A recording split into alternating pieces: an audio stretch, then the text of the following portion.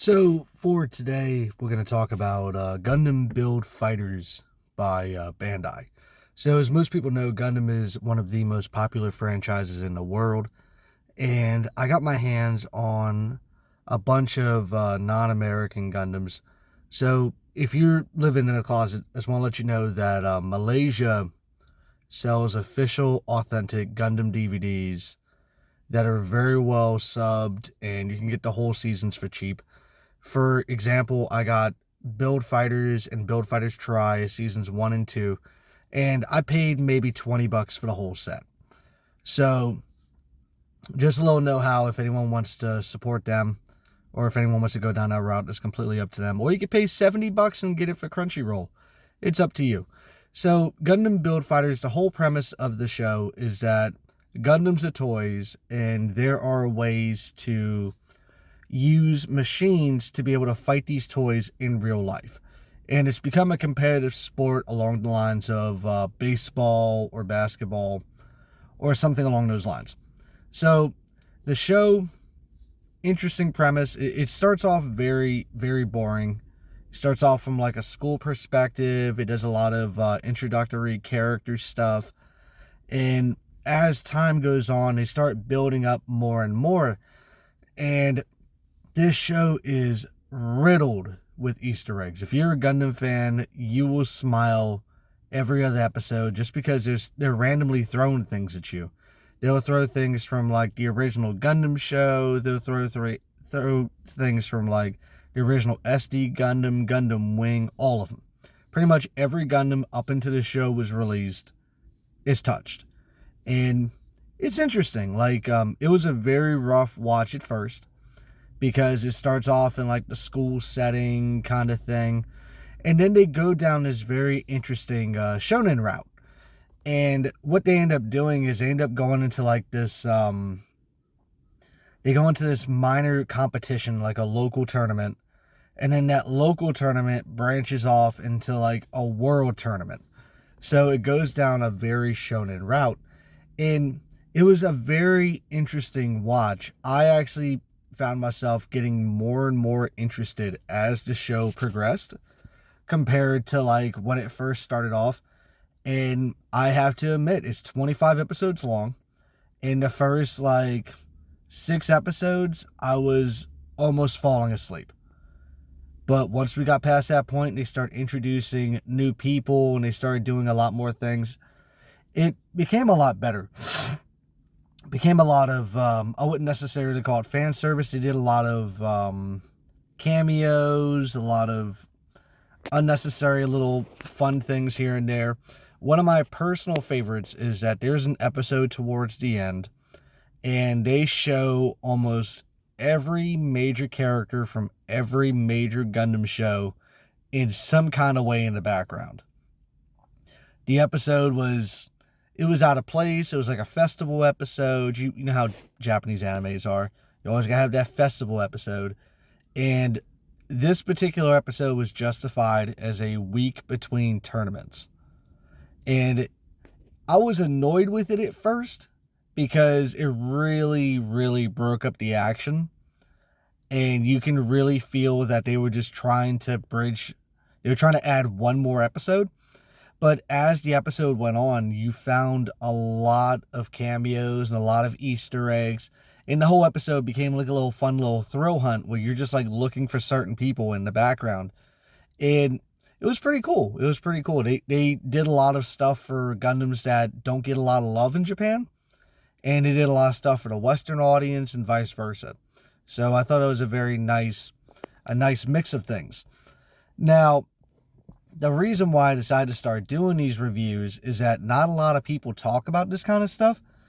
And you'll find a lot of people, like in the moment, like they're building like Gundams, or they're like, they're watching the first episode, but you never really get like a clear view of someone's concrete grasp of what the whole show with a background of that knowledge.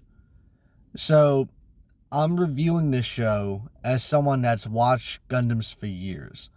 Do I think it's an introduction show? It can be. It can be if you like the tournament fighting thing, like if you like Alita Battle Angel or if you like Dragon Ball Z or Naruto, it goes along those routes. There's a lot less socio-political stuff that Gundam's known for, but they do throw a little bit of it in there. So there's stuff about fighting against your, like participating against your will. Of course, they throw stuff about friendship because Japan's all about building friends, apparently. And they have a lot of character growth.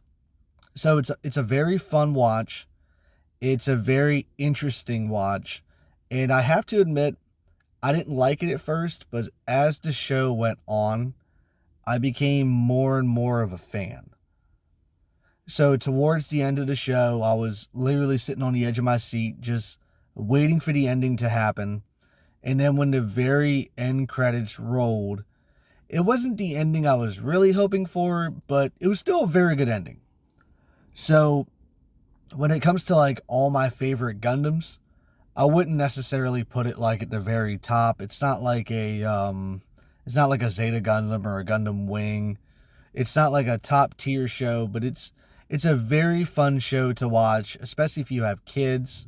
You'll really enjoy it with the kids, and it's very exciting. There's a lot of once they get into like the tournaments, it becomes a lot more robust and action packed, and you have a guaranteed fight every single episode.